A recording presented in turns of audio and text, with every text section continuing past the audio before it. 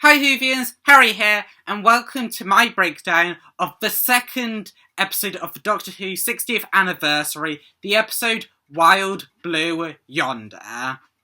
And this episode was creepy and crazy in the best ways possible. I have already done a review, just my initial thoughts on that episode, and I will link that up in the cards above, so check that out if you haven't already. But this video is going to go over all the hidden Easter eggs and details in this episode. But before we get into that, don't forget to subscribe, also leave a like and comment down below, and let's get in to the video. So, this episode opens on a house in 1666. And the house that we see is actually Sir Isaac Newton's actual house. It was his house.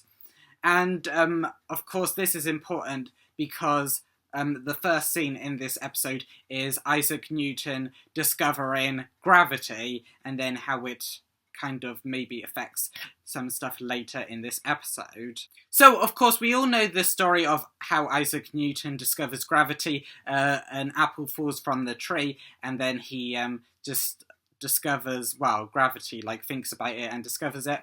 So that happens, the apple falls from the tree, but then suddenly the TARDIS crashes into the apple tree that Isaac Newton is under. Of course, carrying on from the end of the Star Beast, where Donna threw coffee all over the TARDIS console, and a load of other apples come tumbling down and land on Isaac Newton as he runs out and discovers that it was the TARDIS that created these falling apples. And the Doctor tells Isaac Newton, not knowing that it is Isaac Newton yet, to avoid London, as they're in 1666. And this is actually a reference to the Great Fire of London, which happened, of course, in 1666, where the Fifth Doctor actually caused the Great Fire of London in the serial The Visitation. So it's just funny to see how there could be two Doctors running around in 1666, influencing different events, one being the discovery of gravity and the other being the creation of the Great Fire of London. The Doctor also then accidentally calls Isaac Newton Sir Isaac Newton. Of course, he isn't a Sir yet.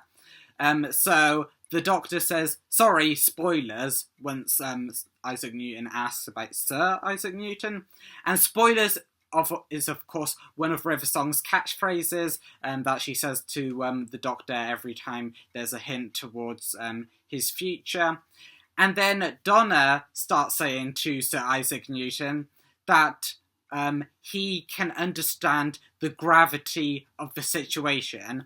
However, the Doctor keeps interrupting her and telling her, don't. Really don't. And this is what he said to Rose in Tooth and Claw when she was trying to do a Scottish accent. He said it also to Martha in the Shakespeare Code when she was trying to do an Old English accent, and he also said it to Donna in The Unicorn and the Wasp when she was trying to do a posh accent. However, the Doctor eventually relents, and they both say, you, Sir Isaac Newton, can understand the gravity of the situation. They both say it in unison, much like they would say something back in Series 4, so it feels like they have never been away. And then they disappear off into the Wild Blue Yonder, and Isaac Newton seems to like the word that they proposed to him, but however, he misheard them, and he names his new discovery Mavity, changing history. And throughout this episode, Donna and even the Doctor at different parts refer to gravity as Mavity. And now we move into the main part of the episode. After the title sequence, we see the TARDIS crash into a spaceship, which is where the main part of this episode takes place. And as they exit the TARDIS, it erupts into fire, due to, of course, the coffee being spilled on it by Donna in the last episode. And the TARDIS also plays the song Wild Blue Yonder, which is, of course, where the episode gets its name. And I guess it plays Wild Blue Yonder to warn them about the situation they're in, because Wild Blue Yonder is a war song. It is actually the US Air Force's song. So maybe the song plays to warn them about the situation they're in, even though the cloister bells are supposed to warn them of danger and we actually hear the cloister bells in this episode, so I don't know why we have the Wild Blue Yonder song and the cloister bells. A bit weird. However, the situation doesn't seem as bad as it might originally be put across as, because the Doctor tells Donna that the TARDIS can regenerate itself, like we've seen before in Matt Smith's first episode, The 11th Hour, and the second episode of the Chibnall era, the episode The Ghost Monument, where, of course, the TARDIS changes itself into 11s in The 11th Hour and into 13s in The Ghost Monument.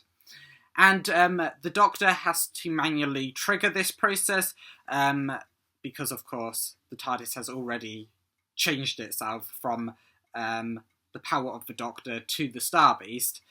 But, of course, it's being blown up again now. So the Doctor has to manually trigger this process with help from the sonic screwdriver. But then, as they're walking away, the TARDIS dematerialises with the sonic in the keyhole, leaving the Doctor and Donna stranded on the spaceship with no TARDIS or Sonic. So that is so bad. And the reason that the TARDIS actually dematerialised is due to the HAS, which is the Hostile Action Displacement System, of course, activating. And we have seen the HAS activate before in the Crotons, which was the first time it was activated, and then also Cold War, and the Magician's Apprentice, The Witch's Familiar, and so it has only activated a few times, well, kind of implying that this is such a big deal, because the TARDIS has rarely run away before, but now in this episode, it's something so bad that it ran away. And of course, the Doctor and Donna are panicking, and Donna asks the Doctor, can't he get the TARDIS back, like by snapping his fingers or whistling or something like that? And of course, this is a reference to like snapping his fingers. We first saw that in Forest of the Dead, where he snapped his fingers to open the TARDIS doors, and we have also seen it many times throughout the 11th Doctor's era.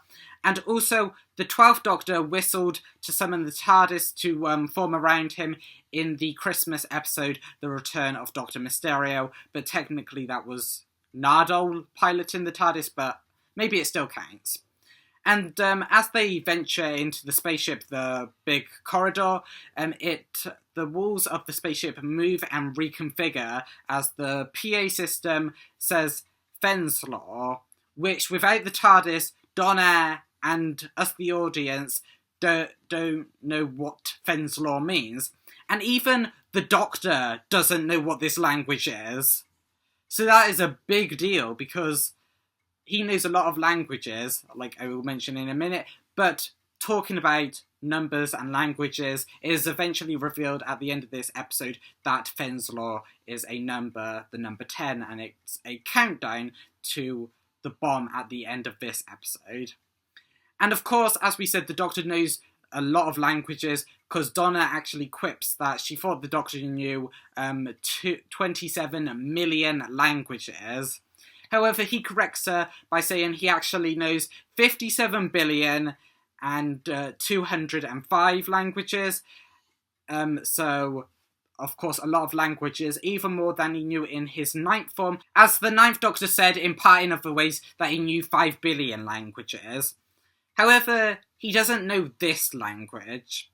And also, the face he has, the face of the 10th Doctor, also didn't know the language on the walls in the episode The Impossible Planet when he was in his 10th incarnation, but even the TARDIS couldn't translate that language, and it was kind of implied in the Christmas Invasion that it requires the Doctor and the TARDIS working in tandem to translate a language, so the TARDIS can also help the Doctor in certain languages, but maybe only, like, certain languages, because we do find out that it does get translated by the TARDIS at the end of this episode. And then, after finding a vehicle in the floor, I know, weird, the 14th Doctor mimics the Thunderberg's character Parker by saying, "Your car, milady," with Donna responding, "Thank you, Parker," of course, in posh accents, of course, a reference to Thunderbirds. And then once they drive up the corridor, they meet the robot that the Doctor dubs Jimbo, and that we have seen in the a lot of promotional pictures for this episode. And maybe the Doctor calling this robot Jimbo is a reference to when the Ninth Doctor dubbed a spider drone Jimbo in the episode The End of the World. And Donna also asks the Doctor that has time slowed down, and that's why he's walking slowly, and the Doctor disputes this, which is maybe another reference to the episode The End of the World, when the Ninth Doctor slowed that he can slow down time when he was stepping through the blades to raise the shields in the episode The End of the World. However, they decide to drive on away from Jimbo to the end of the corridor. However, Donna wants to drive this time, and as starts the car, she says the 10th and 14th Doctor's catchphrase of Allons-y, of course, as they drive to the front of the ship. And at the front of the ship, the Doctor checks life signs once he works out how to do that. However, there's none. But I don't know whether this is just a mistake or whether it's not programmed for humans or Time Lords, but there should be at least 2 life signs for the Doctor and Donna, like there was in the episode Silence in the Library. So maybe that's just a mistake, maybe that's intentional, I don't know.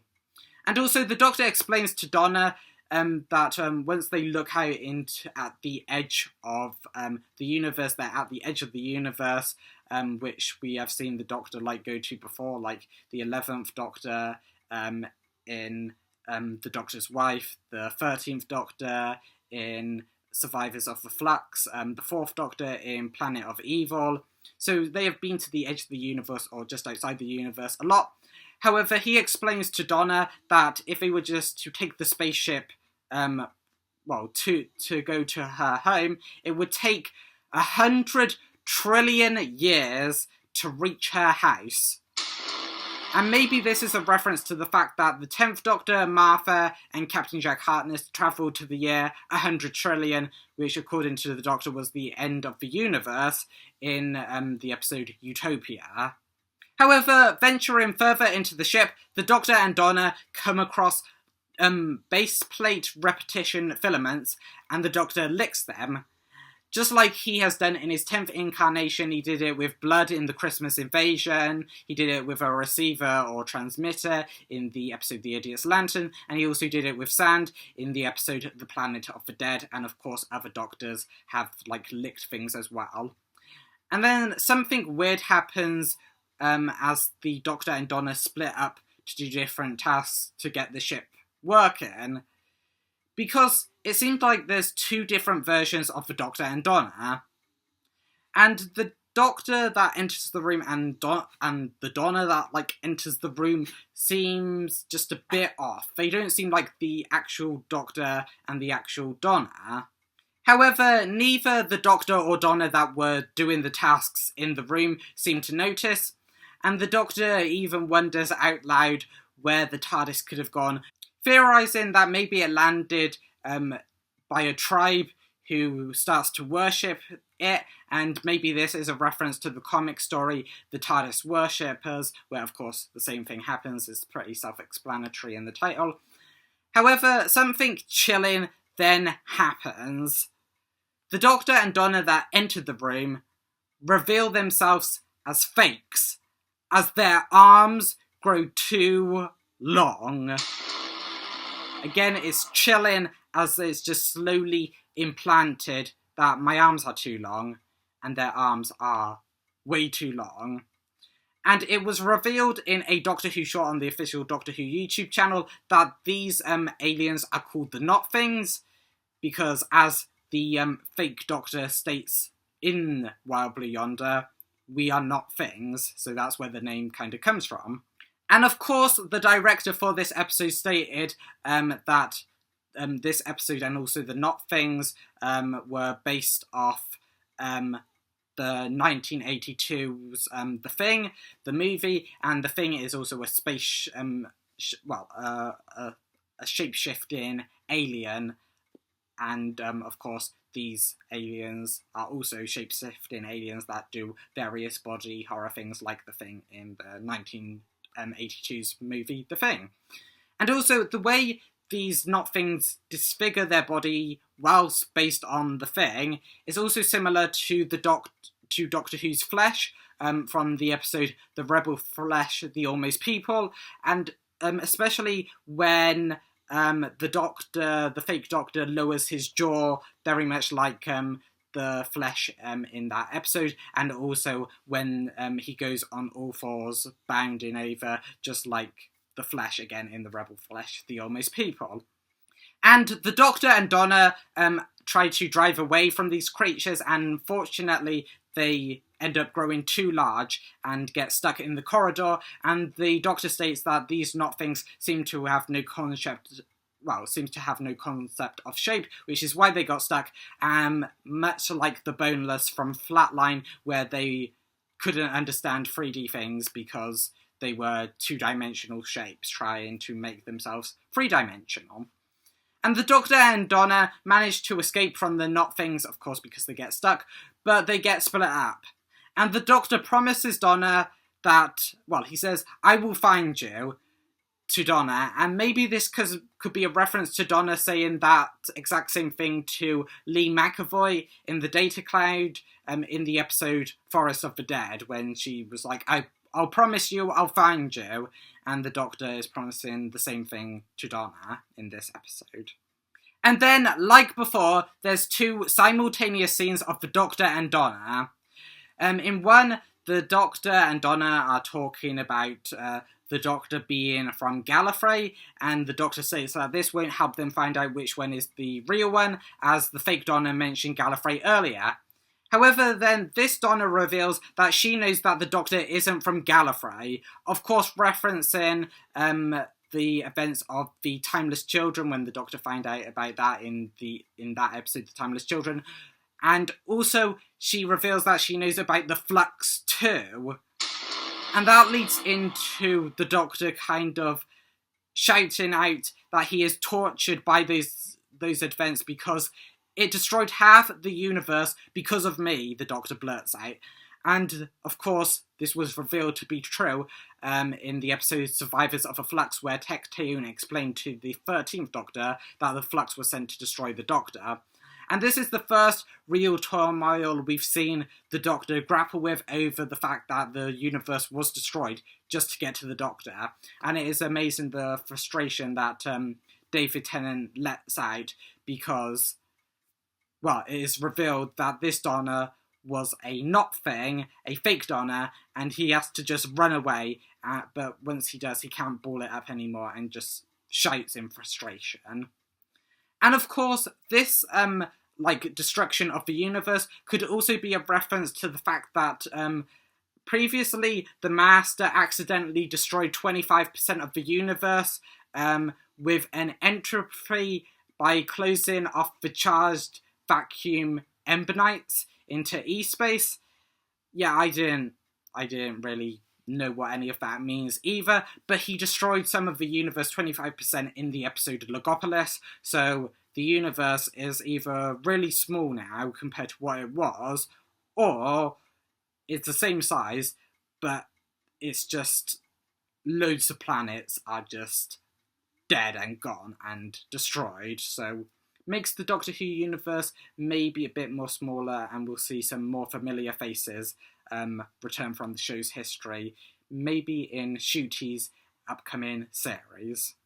However, after getting split up again, all four of them appear in the same room at the same time, and it's just funny to see that all four of them are in it as well. And also, the Doctor states that it didn't get cold anymore, which means, and before, it always got cold when the Not Things were about. However, the Not Things have managed to camouflage that part of themselves now, so that means that they're getting even more dangerous and even more like the Doctor and Donna. And just before we get into the main part where the Doctor and Donna find out which one is which, Donna compliments herself on her looks, just like Amy did in the minisode Time, and also Clara did in the episode Listen.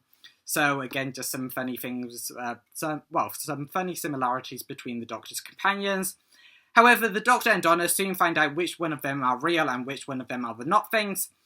And to stop the Not Things, the Doctor draws a line of salt, saying that vampires, demons, and ghosts can't cross it. So these Not Things have to be at least one of them. Probably the most realistic ones are demons. Of course, we have seen all these creatures throughout Doctor Who before. Actually, vampires are very weird because there's like loads of different subsections like necrobiologs, mahal, hemivores, glezan, and plasmavores. So vampires are just really weird, and it states that there could even be a common ancestors between vampires and Time Lords, but maybe this has changed with the Timeless Children, I don't really know. Also, demons have been mentioned before, as seen in the episode Battlefield. Also, the Satan Pit, the Impossible Planet, like the Devil could also be like just the embodiment of all demons. Also, the End of Days, which was the son of the Devil from the Impossible Planet, the Satan Pit. And also, a demon was seen in the episode The Twilight Streets. And also, ghosts have also been seen in Doctor Who before, but they're even more weird because, like, when we find a ghost, it's stated in Doctor Who that they actually weren't ghosts. There's a logical explanation for them. But I think actual ghosts have been seen in Mirth or Walking Spirits, Cyberon, Ghosts of the Northern Line, Random Shoes, and Just the Ticket. So we have seen all these creatures before in Doctor Who, and it is implied that these Not Things are at least one of these, either vampires, demons, or ghosts. However, fortunately, both the Doctor and Donna managed to escape from the Not Things. However, they quickly find them again, and it is revealed that the Not Things have been scaring the Doctor and Donna because when their blood is pumping, of course, like carried by adrenaline, it makes the Doctor and Donna easier and faster to copy, and if they copy them exactly right, like they'll be able to escape off the ship. And throughout this episode, there's been a banging, a banging throughout this episode, as well as the mystery of why the airlock door opened 3 years ago. And both of these mysteries are finally revealed that it was because of the captain of the ship, and that she killed herself to stop the Not Things.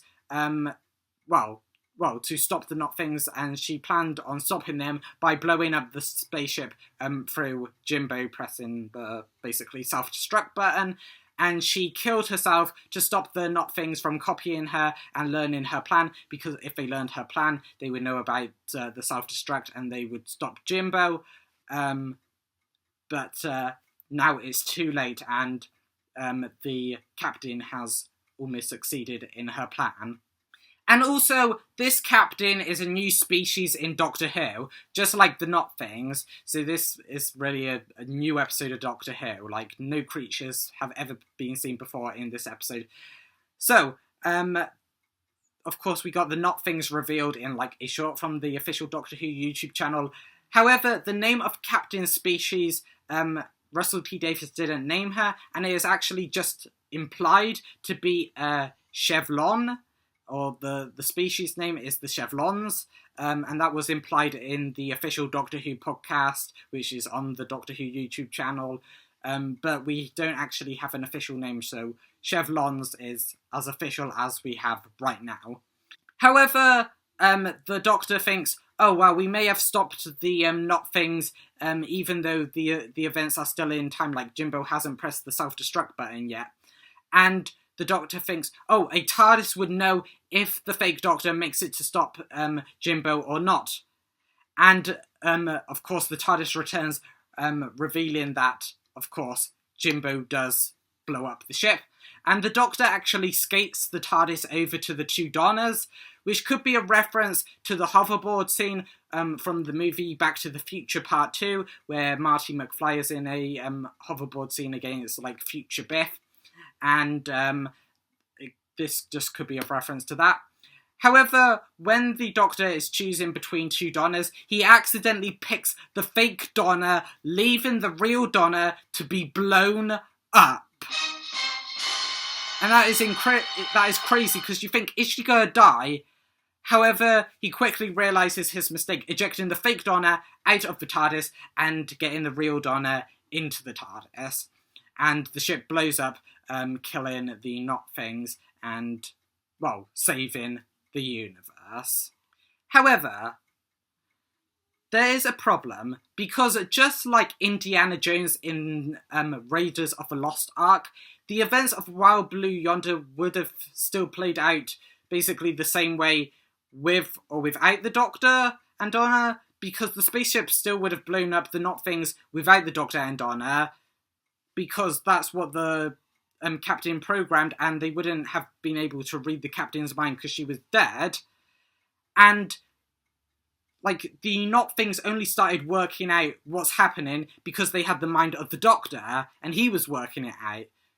So this episode is really just a big filler episode where the events that take place would have happened regardless of the Doctor and Donna's, well, interaction, which is kind of sad for a 60th anniversary special. However, something that is sad and amazing at the same time is the close of this episode, which is when the Doctor and Donna return to Earth, we see Wilfred Mott. That is right, Bernard Cribbins reprising his role as Wilf. Wilf was mentioned earlier this episode when Donna was talking about her family, and the fake Donna brought up Wilf. And Wilf, it's just amazing. Of course, Wilf was originally made as a one-off character called Stan in the episode Voyage of the Damned, the Christmas special. However, he returned in the very next episode as a returning character in the episode Partners in Crime, and he made his last appearance as a kind of companion to the 10th Doctor in the episode The End of Time Part 2. And it's just amazing to see him back. Unfortunately, this is the only thing that Bernard Cribbins managed to film for Wild Blue Yonder, but it's amazing that we just got this one scene. So amazing. Of course, R.I.P. Bernard Cribbins. And, of course, then we get into, like, the hang for the Giggle next week. And the Doctor and Donna revealed to Wilf that Donna got her memories back without dying.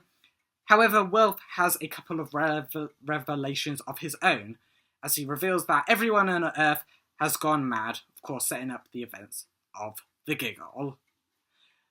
But I just think this episode was amazing. More, actually, Easter eggs and details than I thought we would have had, because this episode seemed very self-contained, but there were still a lot of references to past Doctor Who episodes, and even things outside the Doctor Who universe as well. I thought this episode was pretty cool, but I am really hyped for the events of the Giggle after the, like, hang of this, at the end of this episode. So let me know down in the comments below, what did you think of this episode? Let me know if I missed anything, and also, how excited are you for the third and final 60th anniversary special of Doctor Who, The Giggle? And also, if you like this video, don't forget to leave a like, also subscribe, and share it out, and I will see you in the next one.